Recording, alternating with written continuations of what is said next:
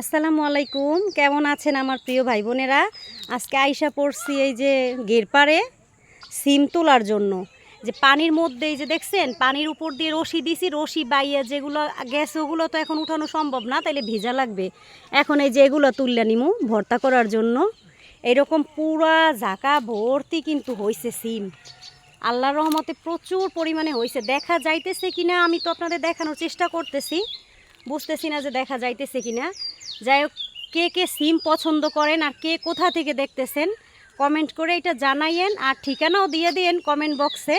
আমি অবশ্যই এই সিম আপনাদের জন্য পাঠাই দিব, তুললে আমি পাঠাই দিব। আমার তো সিম অনেক পছন্দ, এই সিম দিয়ে লাউ শাক ভাজি করলে অনেক মজা লাগে, কিন্তু এর জন্য আপনাদের দেখাইতে আসলাম।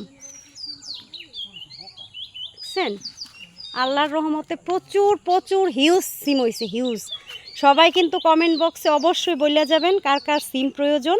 আর এই সিমটা খুবই মজা, কোনো সার দেওয়া না তো, এর জন্য। তো ভালো থাকেন সবাই।